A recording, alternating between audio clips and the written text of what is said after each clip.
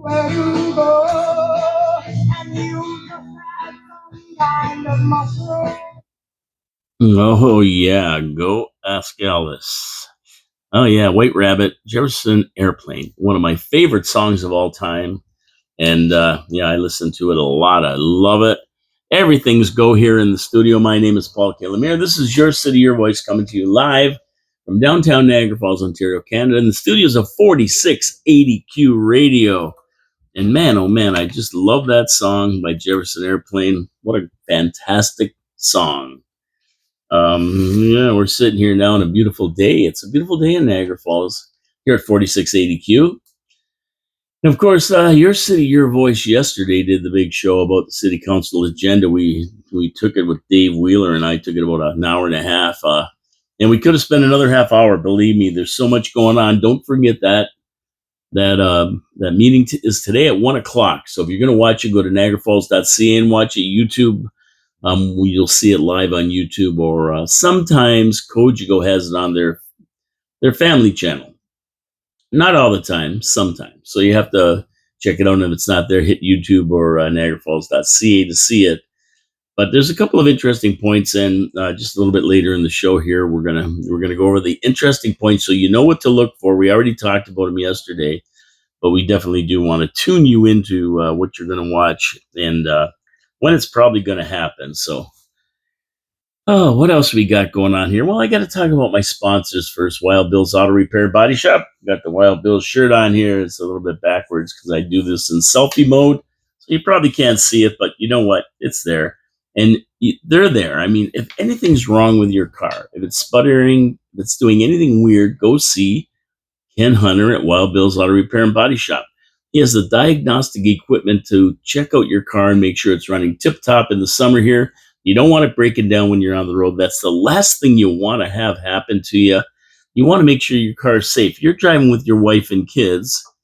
You know, you want to make sure your brakes are good and your systems are going, everything's running good and your oil's good and everything's good in your car. You don't want bad. That bad is not good. I sound like Kamala Harris there. Bad is not good and good is not bad, because if it's good, it can't be bad. And if it's bad, it can't be good. But I digress. Wild Bill's Auto Repair and Body Shop, Oakwood Drive, next to the Kia dealership. And believe me, they're going to check out your car, fix it. You're going to be happy. They have a full body shop. You get an fender bender or a major collision for that matter. You go out the door and you talk to Ken, and he's going to fix it and have you out in no time. Showroom condition, like brand new. Go see Ken. Wild Bill's Auto Repair and Body Shop. Tell him Paul from Your City, Your Voice sent you. I'll be happy. Ken will be happy. Everybody's going to be happy, especially you, when you don't have to face a breakdown on the road. When it's crappy weather out, especially, that's when it happens. And speaking of crappy weather, I mean, you know, we have pleasant weather now, but you can feel it. When I get out there in the morning, it's 64, 66 degrees or whatever. You can feel that nip in the air. And even at night, you know, you're sitting there outside. It's a beautiful night. The sun goes behind some trees, and all of a sudden it gets chilly. So we're almost to that point now. We got a couple more weeks. We're into September. Kids are going back to school. And yeah, we know what's happening after the Labor Day weekend. The exhibition closes. We know where we're headed for the end of September, and then October, hockey season starts. It's over. So enjoy it while you can. We have nice days left, of course. It doesn't get bad for a long time yet. But you know what? It's really weird. I saw squirrels. I've been watching these squirrels, you know, and these animals, nobody gives them credit, but they know what the heck's going on out there. And they're starting to really gather their nuts together and start burying them all over the place. And I'm going, man, like in the middle of August already they're doing that? Holy crap. That doesn't bode well for winter. Kind of indicates that we're going to have an early winter when they start getting ready right now. So I don't know if that means anything. Maybe you can tell me. I don't know. But I don't like it when squirrels are starting already. That's a little bit early for squirrels to start gathering their nuts and burying them all over the place.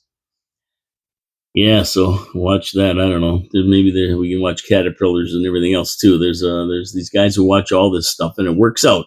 They're usually right. The animals know. I don't. They know a lot we don't. That's for sure. Okay, so public service announcement here. I'm going to tell you one thing right now. If you're going down Morrison Street and you're going to go down Morrison Street between Stanley and Victoria, forget about it. They got that road blocked off with the flag people because they're planing it all, getting it all planed, and then they're going to repave it. So good news. I said that last week. It looked like they're preparing that and Valleyway where they were doing the same thing too. Now Valleyway, I don't think they're working on it yet, but they've done the same preliminary work with the sewers and curbs and everything to start it. But Morrison Street is going to be repaved probably by next week sometime. You're going to see maybe the end of this week. You're going to see it with fresh pavement like Bridge Street. Another road off the list, but we still have the jawbreaker that nobody's touching yet. And the jawbreaker is probably that along with Valleyway, which is looks like it's going to get done, and North Street are probably three of the worst in the city. And I know everybody else has got their worst list because Drummond Road between where they finished at the railway tracks and up to Morrison Street is a nightmare as well. But the jawbreaker, Portage Road from the railway tracks in front of Greek on Portage, right to Thoroldstone Road is the worst road in the city, followed by North Street, which is basically a trail, a wagon trail. They don't have any shoulders on them. It's just a big mess. Ambulances and the hospitals there, I can't understand why they don't fix it. But anyway, it looks like some of this work is getting done. So like the next mayor commit 100 million to fixing all the roads, and for over 5 years, and you got it made. You got it made. People love clean city, good roads, and you know what?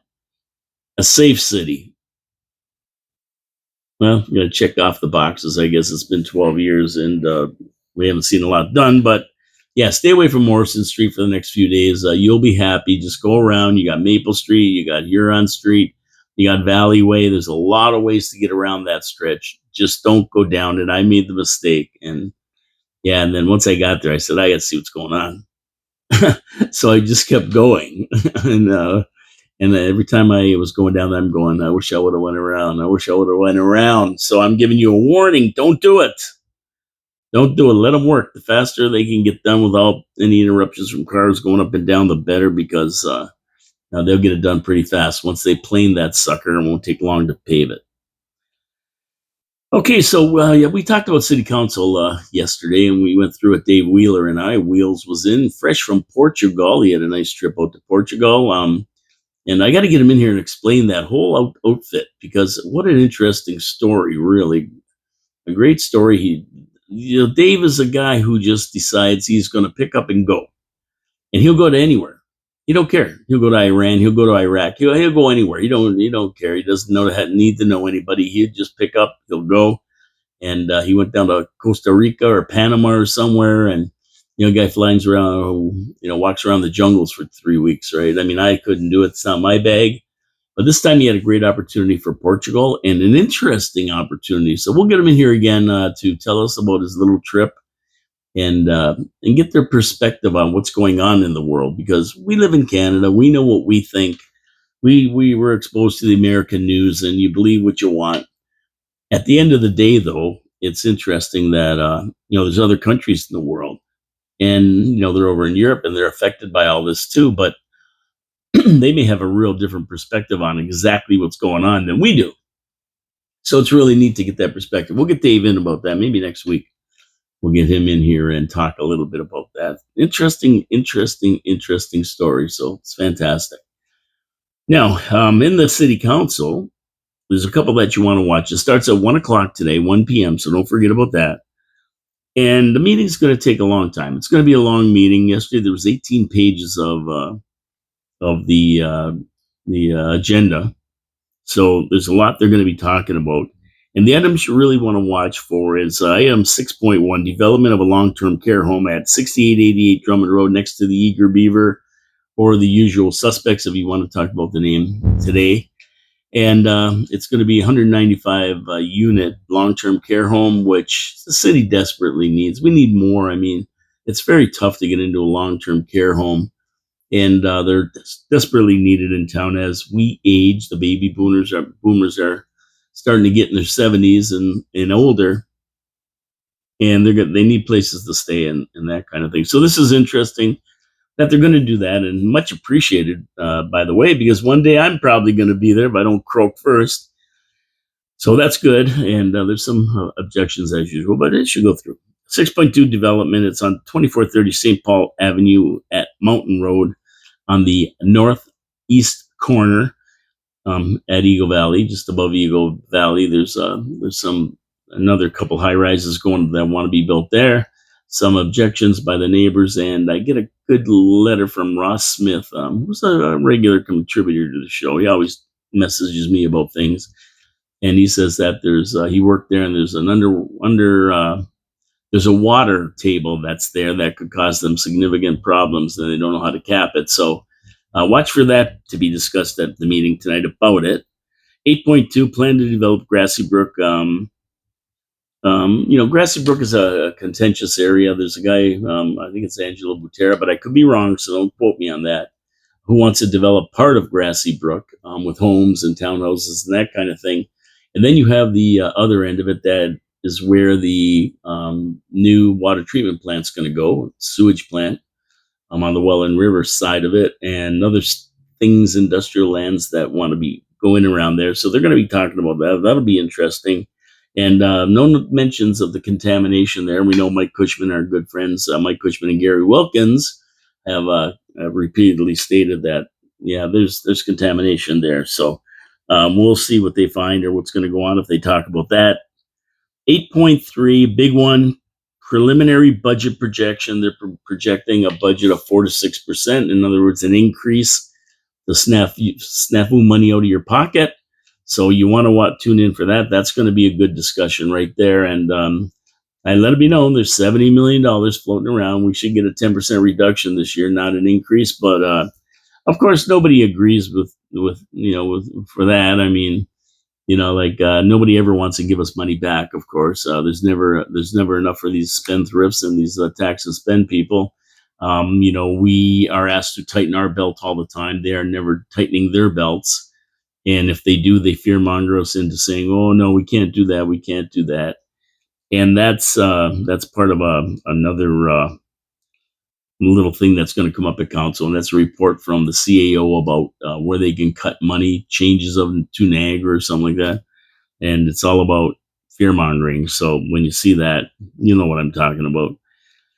So this preliminary budget projection comes just on the heels of an 8.72 predicted raise in of taxes for the region. So yeah, we're getting snookered again. It never ends for us. Also, item 8.4, an emergency preparedness generator, $1 million emergency generator for the McBain Center. Now they think there's going to be some emergency that we're going to need the McBain Center open for, even though it's never occurred in the history of this city. Everybody points to the blizzard of '77, but that was basically a couple day event. I mean, it wasn't an emergency where everything's going to be shut down for a lot of time. And we know they're coming, so we can prepare for them anyway. They were told it's going to happen. But they want to spend over $1 million on a generator. So there's a main emergency. Some undercover cops there, I think. Main emergency, they're going to have a place for people to go. So that'll be interesting. 8.14, fire services update. And this, my friends, is the big one. Check it out. You don't want to miss this. The fire department sucks more money out of this city taxpayers than any other department. They're out of control. Out of the 50 highest paid employees of the city, 40 are firefighters. They start at $115,000 a year. And the city has to have reserves of $5 million up to $11 million in some cases to pay out their sick leave they don't take. It is a nightmare, and this has been left alone long enough. Jason Burgess, congratulations to our CAO, who finally found the gumption to do a report on it and explain exactly what's happened. You have to read this report in the city council agenda, and they're going to talk about it tonight. It's an unbelievable report, and it tells us the true picture of what's going on with the fire department. Everybody's afraid of them. They're sacrosanct. Nobody can touch them. Whatever they want, they get. And we saw that in a meeting earlier this year where they wanted to take the dispatch and send it to a professional dispatch service in St. Catharines and save the city $250,000. And it was a resounding no from the city council. And you could tell the Penguin, Jason Burgess, CAO, was frustrated because he has been asked to save $1 million over the next year for the 2025 budget, cut $1 million off. And he told them right up front, you are not going to like what I'm going to cut. You're not going to like it. So it's not a matter of me finding the money. I'll find it. It's a matter of you approving it and liking what I'm telling you. And the first thing they did was turn down this $250,000 savings. So that's going to be an interesting report when it comes up. I don't know what they're going to do with it, but man, oh man, I hope we see some discussion over it because it's a biggie. And there's a few other things in there too that are going to be interesting, but they're the main ones. Now remember that after the two planning matters, the long-term care home and the one out at Eagle Valley, what's going to happen is an in-camera meeting, top secret in-camera meeting. That's usually gone for about an hour and a half. So once we hit that point, you can take a break, go have supper and everything else because this is going till 9:00 tonight. Probably it's going to be a slobber knocker. Oh man, so summer's winding down here, and like I say, we can feel it. So there's always has to be one summer story for the papers, and this is the one I found. And I got to ask, is this an ongoing problem? Because I read about this more than I think we should. And that's people driving drunk on their riding lawnmowers. In Fenland Falls, a 47-year-old man was charged with impaired driving while operating a riding lawnmower. At his residence, I guess there were complaints from his neighbors. This guy's gassed, and he's flying around his lawn on the lawnmower. Now, I don't think he was doing anything off the property. Like he wasn't driving down the street or he wasn't out on the neighbor's lawn chasing their dog or anything. He was just gassed, weaving all over his front lawn. And the cops came to the house. And now he faces a 90-day license suspension. And if found guilty, he's going to lose his license for a year. Car insurance is probably going to take a big hike. And, I got to say, I know this is wild. But is it even legal for the police to come on your property, a private residence, and arrest you for doing that kind of thing? Like, I don't know. Is it legal? I'm going to have to ask a paralegal or a legal or a lawyer about that one. Is it legal for the cops to come onto your property and you haven't been bothering anybody? You're driving around in your lawnmower gas, but you're not hitting anything. You're bothering anybody. And they come and give you a breathalyzer and arrest you and take your license away? I don't know. That sounds like it's kind of an invasion, like without a warrant or something. I don't know. I don't know the law about that one, but you're mowing your own lawn. You had a few pops. You're mowing your own lawn. The neighbor doesn't like that you're drinking while you're doing your lawnmower, so he blows the whistle on you, and and then the cops come and arrest you and take away your driver's license. And I don't know. Does he have a case? I'm gonna have to ask somebody, a paralegal like Tony Caruso. He might know, or somebody can chime in. I don't know if leave a message or something on my phone, and tomorrow I'll give you the results. Or tomorrow's absolutely, but on Thursday I'll let you know if it's legal or not. But pretty bizarre. I mean, the guy's driving gas. I mean, it's not very safe, really, with a lawnmower. You don't want to be falling off and it running over you or anything. But at the end of the day, I mean, it's your property. Shouldn't you be able to ride a lawnmower drunk? I guess not. No, I guess you can't shoot guns neither. Sober or drunk on your property. There's a lot of stuff you can't do you can't run around nude. I mean, that's right there is not a good thing. You get arrested for indecent exposure. So I guess it could be. Let's see what the guy. We're gonna see. We'll never see the story again, obviously, but I'd love to know if the guy gets charged. Oh, and if he learns his lesson. If he's driving his lawnmower, you got to think maybe perhaps he may have driven his car like that before. Anyway, hmm. So let's head over to the Middle East now. I'm watching what's going on over there, and it's getting hot, hot, hot over there. The U.S. has moved a carrier group to the area, and another one's being urged to go full sail and get there ASAP. They have sent a nuclear submarine to the region, and it's armed with like 150 or 200 Tomahawk missiles, and that's just the sub we know about. There could be several more lurking in the area. You never know with them. I'm surprised they even said they sent one. So when they tell you something like that, it means they're sending a message to somebody, and that somebody, of course, is Iran, because they want them to know you start monkeying around, you start doing some crazy stuff. We're here watching. We had a whole carrier group. They're also using Cyprus as a base. Salute for F-18s and F-22 fighters.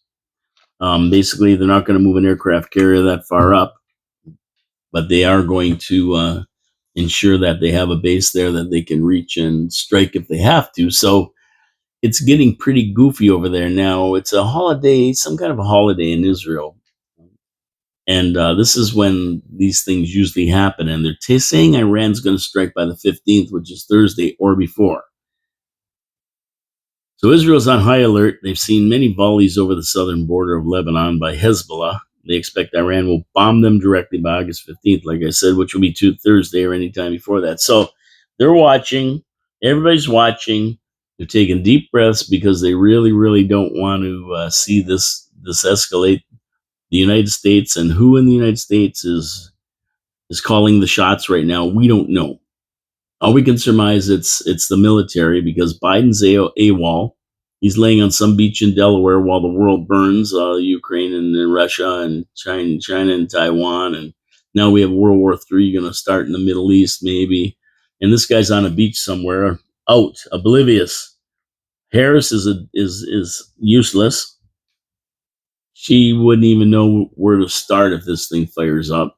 So you got to figure the military and Obama are running, or somebody. But yeah, I mean, if Iran gets any advantage on Israel, then of course the United States will have to step in. Now, history has it that the Israelis don't really wait to get attacked, because if Iran starts blowing all these missiles, Iran's really good at missiles and drones. Not so good at armies and navies and stuff, but really good at missiles and drones. If they start firing enough missiles to overwhelm the Iron Dome, as they call it, then there could be problems there, and that's where the United States will have to step in. So they're trying right now to tell Iran, don't do it, don't start it, don't start anything.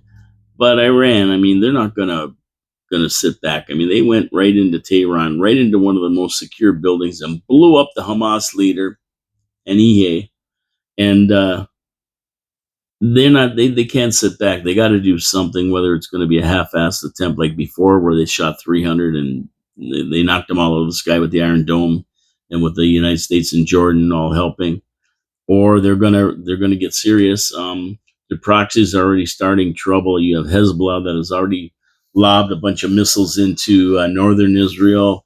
You have the Houthis, those crazy Houthis down south in Yemen, and they're already shooting ships and doing all kinds of stuff with missiles down there. They're firing it all up, and yeah, and they've been doing that ever since this started. They're a crazy bunch down there. They just poke the bear, if you want to call it that. They just poke the bear. They don't care.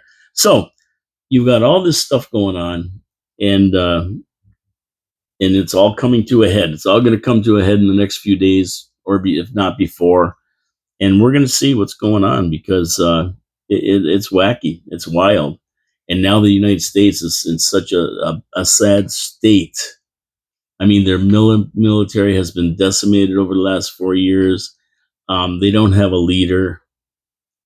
The leaders that they do have, Biden, he's asleep on the beach. Harris is asleep at the switch. She has no clue what she's doing or what she's going to do. and we'll talk about her a little later. But it's a scary situation for everybody, and they're just hoping that cooler heads prevail. And Iran really don't want to get in a war because they're going to get clobbered.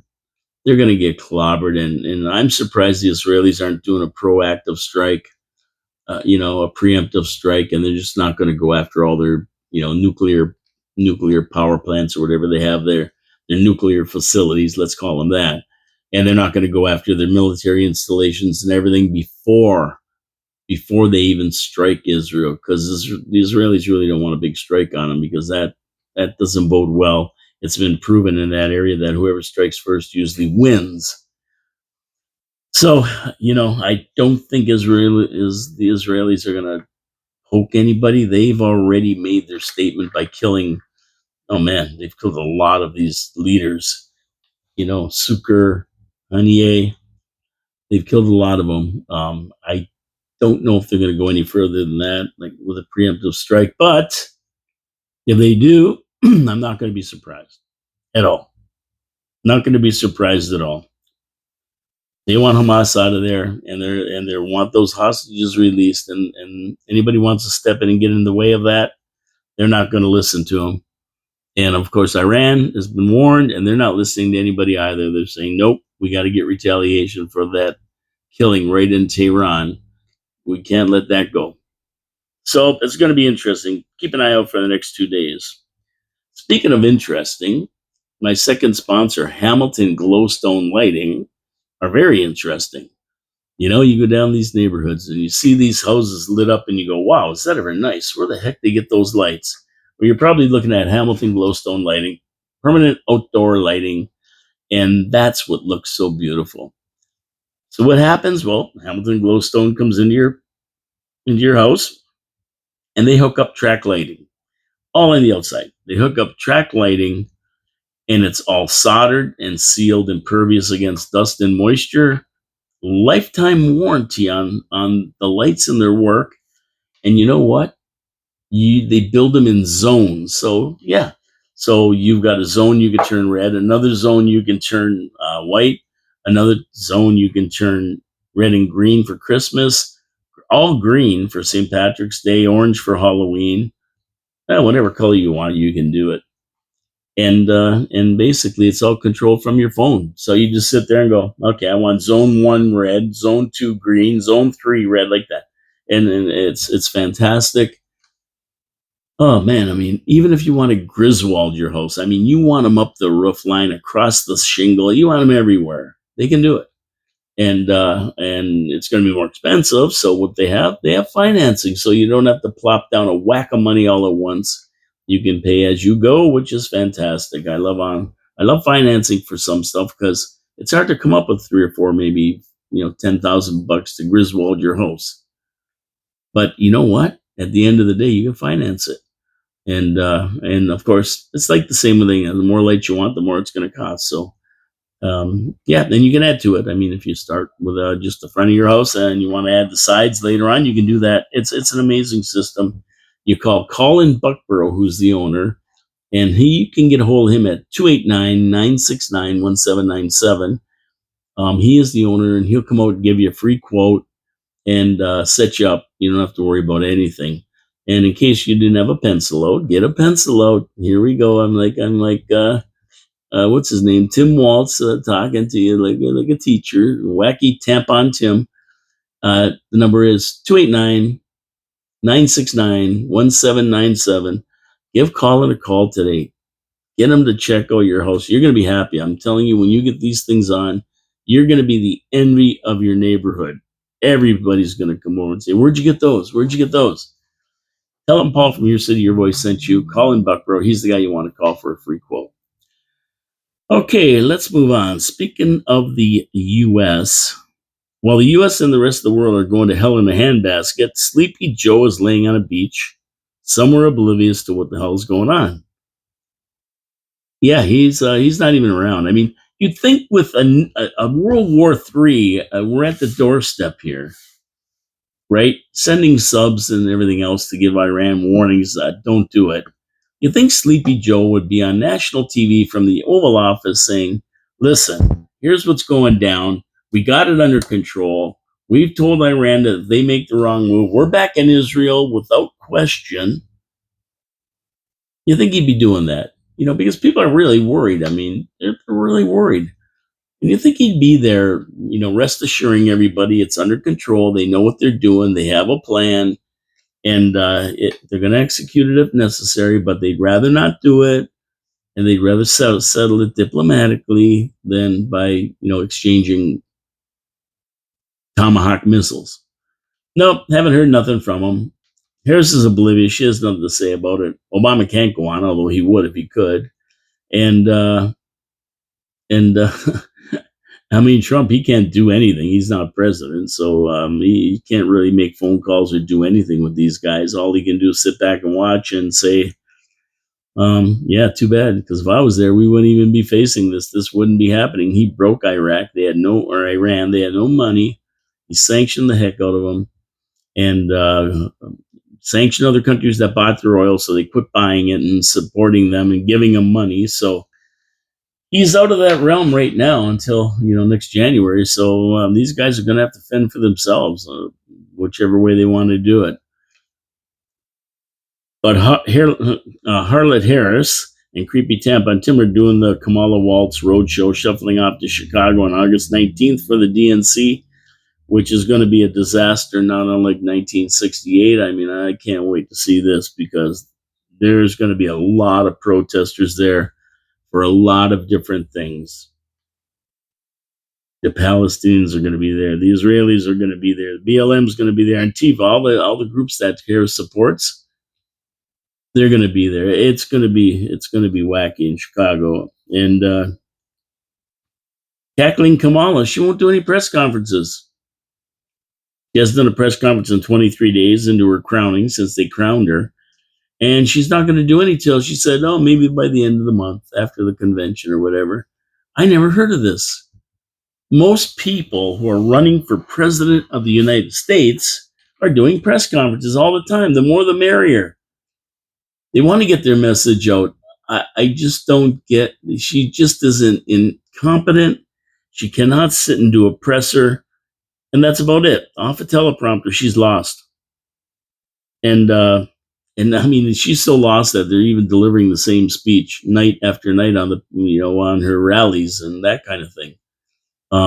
It's always the same, and they do a really good expose on it on any kind of news station, where she's up there saying the very same things time after time after time.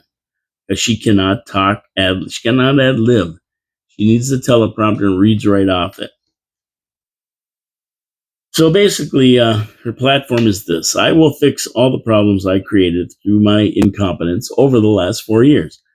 And she's stealing Trump's pledges, like to cut taxes on tips for service workers. She's rolling on everything she said, and it's all on tape. I mean, she can't get away from it. She's going to get rid of this, get rid of that. ICE is like Nazis. They're like the Ku Klux Klan. That's what she said. ICE is like the Ku Klux Klan. And she's going to let all immigrants out of jail, all illegal immigrants in jail. She's going to let them all out. The day she gets there, she's going to stop fracking, which now she says she's not. She's just flipping on everything. It's just ridiculous. And her partner there, Waltz, that kook, if you saw him at all, he's being vetted, and it isn't pretty. Now he's admitting some of his military statements are bravado and never happened, which is stolen valor, basically. He's being investigated by the press for his actions with Somalian groups that allegedly defrauded Minnesota for $2.5 billion during his governorship and with COVID.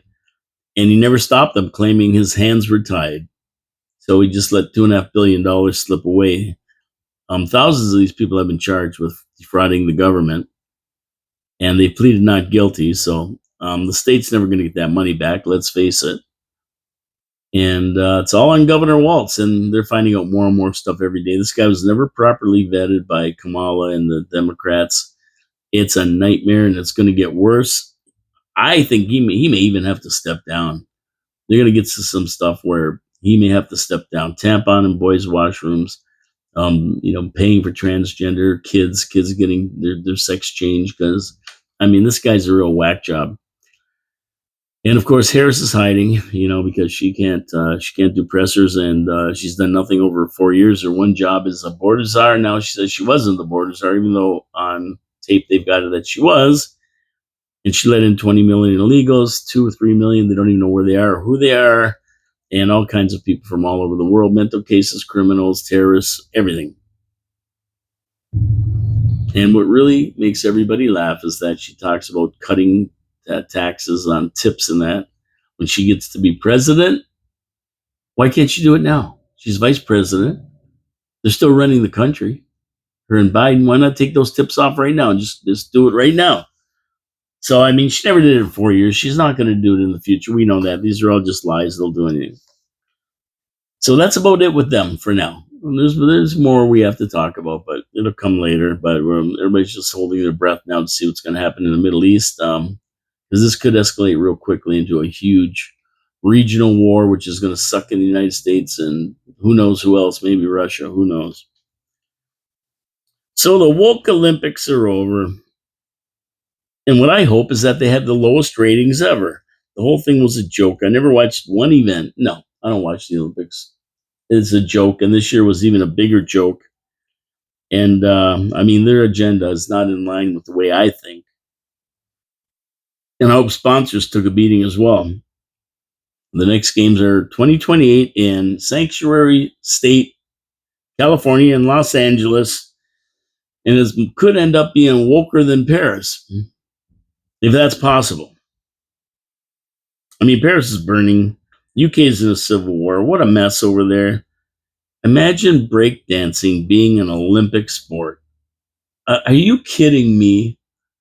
Breakdancing, an Olympic sport. I mean, seriously.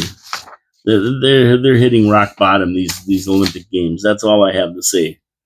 And speaking of the UK, the Muslims versus the Brits is raging on in the battle for Britain. I mean, they are in a civil war basically right now. They're not saying that, but they are. Muslim versus the Brits. Open borders and diversity does not make you a better country. It causes division. People have to come to a country and join in the melting pot where everything melts together. Their cultures, our cultures, but it's still Canadian culture or British culture or French culture. You can't have large numbers of other races here not wanting to be part of your country. And when that happens, it causes division. And you look at them in Toronto, I think it was in Dundas Square, whatever the heck that's called up there. And they're all on their knees chanting and bowing over and everything else right in Toronto. And this is what we're going to get. And unfortunately, we can't stop it. It's gone. Too far gone. Canada's turn is coming for all this. And we've been invaded just like Britain. And we're going to face the same fate. It's only a matter of time. I say one more generation, it's over if we do not get our Immigration and Deportation Act under control. And we're seeing the problems that we have just in tiny Niagara Falls, even worse in Toronto, even worse in Hamilton. We see what open borders brings us. It doesn't bring us a melting pot. It brings us division.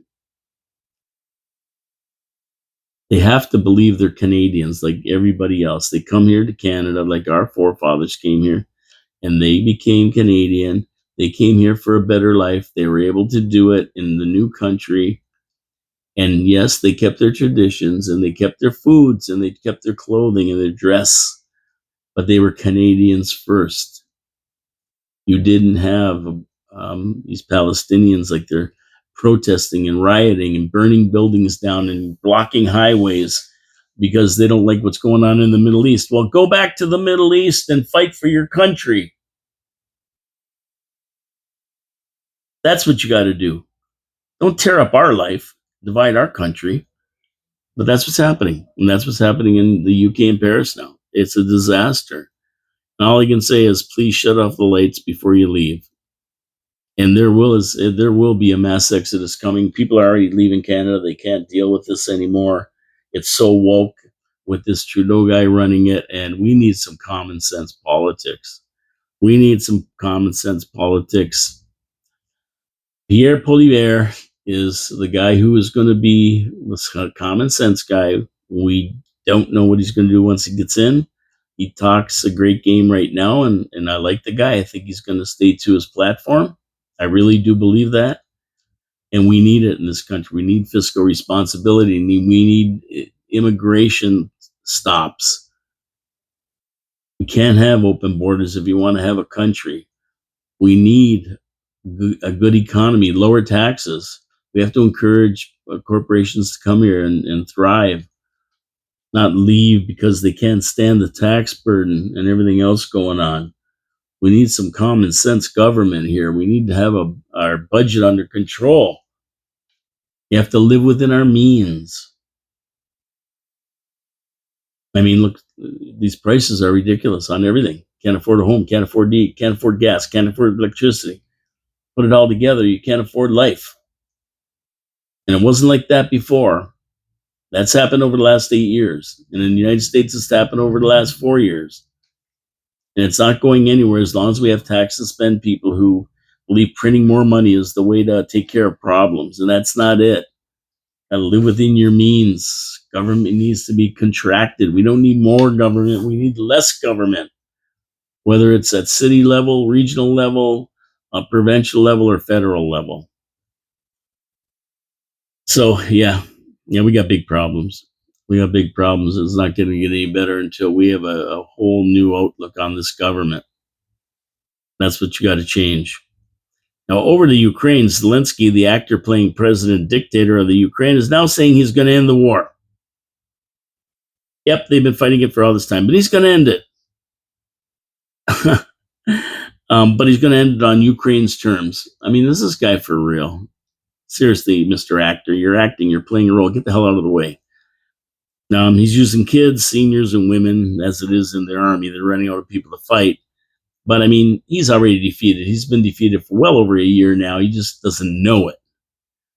And nobody's going to tell him because war is good for whoever's selling them the military, the arms. But here's probably how it's going to go down. So mark this down. This is my prediction. Trump's going to go get elected. He's going to tell him, Zelensky, the party's over. No more money for you unless you end this war. You might even get hung as a criminal. So let's end this war. Give Russia that strip of land they want. Give it to them. They're Russians. They want to be with Russia anyway. Give it to them. Let's end the war and call it a day here. And Zelensky may or not accept. He probably will, because once he runs out of money, he's done. He's done. The only reason he's still going is because the United States and NATO keep giving him money. Russia's going to get what it wants. Zelensky might be thrown in jail. Who knows? But it's going to end. It's going to end quick when we get a government that can deal with it. Ukraine is done. They've been over for over a year. It's over. Zelensky, it's over. And the game's over when Trump takes over. So you better maybe figure it out right now and stop this nonsense, end it, and call it a day. Now, last night, I don't know if you guys were tuned into this, but last night I listened to a great interview by Elon Musk. And who was he interviewing? President Trump. I mean, Elon is endorsing Trump. I can see why. These two really are on the same level. The interview really touched on every one of Trump's platforms, touched on international affairs, the economy, illegal immigration, basically everything that Trump talks about. And what was interesting was to get Elon's view on everything, because as they were talking, it wasn't like a question answer, like a news thing. It was more of a discussion about different policies than that. And he does have policies, unlike Kamala. He does have things he wants to accomplish. And a lot of them he tried to accomplish in the first 4 years, but they were all overturned when Biden took over. What was interesting was to get Elon's view on everything, though. He's not a Republican per se. He says, I'm more of a moderate Democrat. I never really was a Republican in my whole life. But he knows what it takes to make a country successful, make a business successful. And the way it's being run now is not the way to do it. And he believes the way Trump ran it is the way to do it. And that's why, it's a funny thing because you get a lot of people saying that now. And when you look at the record of Biden in the last 4 years and Harris, and then you look at the record of Trump, it was a lot better when Trump was running it. And you cannot like the orange man bad. You can call him all kinds of names and make fun of him and shoot at him. Yeah, sure, why not? But at the end of the day, they were way better off 4 years ago than they are today. There's no wars in the world. The southern border was closed. The economy was doing good. Um, Unemployment was very, very low in all minorities and all minority groups. Um, there's lots of oil. The reserves were full. They were selling oil on the world markets because they have a lot of oil if they're left to develop it. Open the Keystone Pipeline. The things he did worked, and they are very good for the country. $1.99 gas. Everything that goes along with what Trump was doing was good. Stock market was at all-time highs, right? It was the inflation was low. I mean, it was very, very good. So what he was doing, and regardless if you like him or not, these are the facts. This is the truth. So you may call him whatever, doesn't matter. He did the job, and that's what we got him for. We're not hiring him to be the most loved person in the world. We're hiring him to do a job. I mean, you got to really think, why is this guy even there? And Elon even alluded to this. Like, the guy's a billionaire. He can just sit back and do nothing. He's got everything, and he can have whatever else he wants. So why is he going to go through all this, 2 impeachments, 4 indictments, getting shot at? Why would a guy do that who doesn't need to? I mean, you say, well, for power. Well, he already had 4 years of power. I mean, why? You can answer that question however you want. I know why, I think. And most people know why, but there is an element that don't know why. And they always think it's he don't care about people, he cares about himself and that. I mean, okay, you care about yourself. Think about it.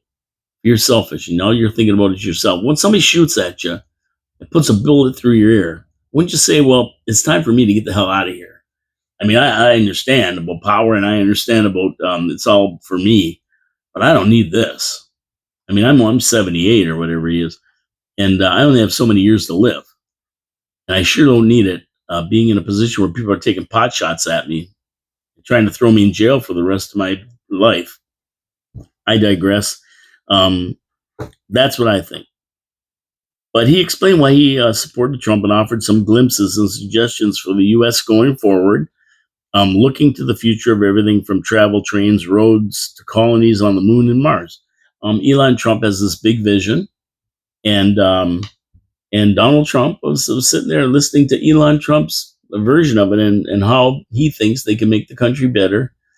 And they're exchanging some great ideas here. And I know people, they'll take all this stuff and like, he was talking about disinfectants killing COVID, and perhaps there's a way to use disinfectants to kill COVID. And the left wing turned it into injecting bleach. He told everybody to inject bleach, which he never did. He never said that. I mean, that's a bunch of baloney, but this is the way it goes. So all these great ideas that they were talking about were really interesting, and are probably where humanity is going to go at one point in time. So they're visionaries. They're looking way down the road, especially Elon Musk, and we see that with his SpaceX and Tesla, things that are kind of ahead of their time when he developed them anyway. And now they're kind of becoming mainstream. But yeah, it was interesting to listen to these two. Elon volunteered to sit on a committee to tackle the deficit, calling it a government efficiency commission that ensures that the taxpayers' dollars are spent in a good way. And I think we should have one of those in Niagara Falls. A city efficiency commission where people sit down and figure out where the best place to spend money is, and think about if it's on pickleball courts and cricket courts and and a $12 million trail at the old AT&T line or whatever the hell it is, and that kind of thing, or is it better spent on a clean city and roads and safety? This is the kind of thing that his committee is going to do, but for the nation. So it's also interesting. He touted nuclear energy as what is needed to deal with future energy needs. He said that nuclear energy is misunderstood, and when anybody talks about it, they talk about Chernobyl and Fujiyama, those nuclear disasters, which are few and far between, as opposed to how many years nuclear reactors have been running and creating electricity. And this is one way to create clean power. This is the way. But it's got such a bad rap and a bad name that nobody even wants to think about it anymore. But we have Pickering. We have several in Canada. They have a few in the United States as well. But more is better. And with technology and new advancements, they're safer than ever. But he really, when Trump said, "But we got to worry about radiation and stuff," like look at Fujiyama, and he said that was a bunch of baloney.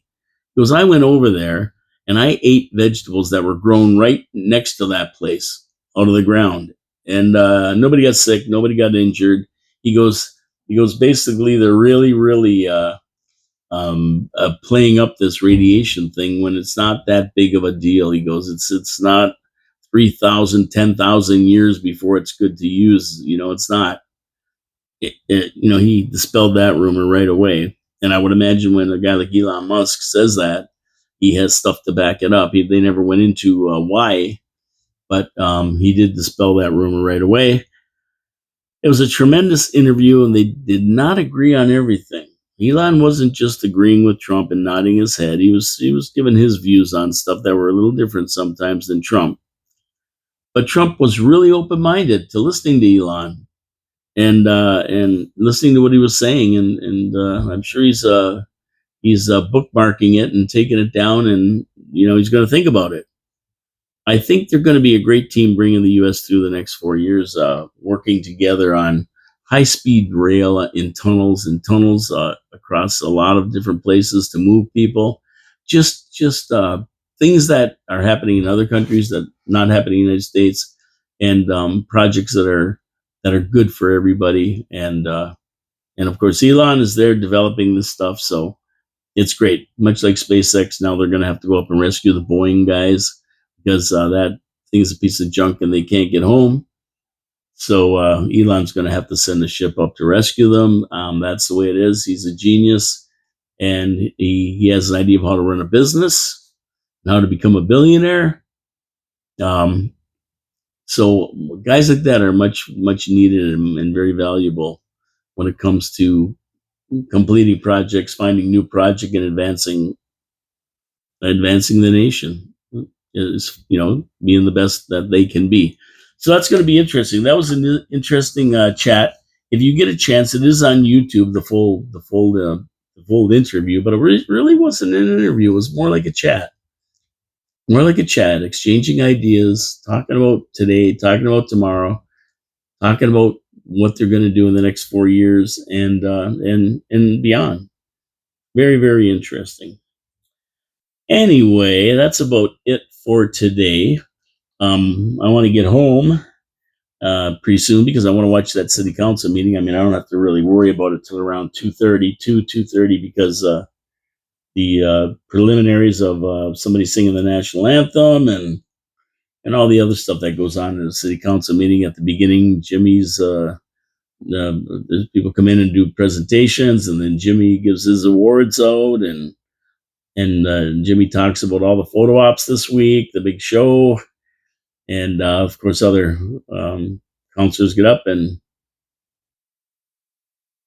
I don't know, grandstand a little bit, and then the real meeting starts. So it'll probably be at least an hour, so I'll have lots of time to get this over with and get home and get her done. But other than that, let's see what the news pulls in for Thursday when we do Straight Talk Thursday. I'll be back Thursday at noon. And tomorrow's Habsabsolutely. So for all you Habs fans out there, that's when you want to tune in tomorrow at noon. Me and John Philly on my co-host will be talking about the Habs.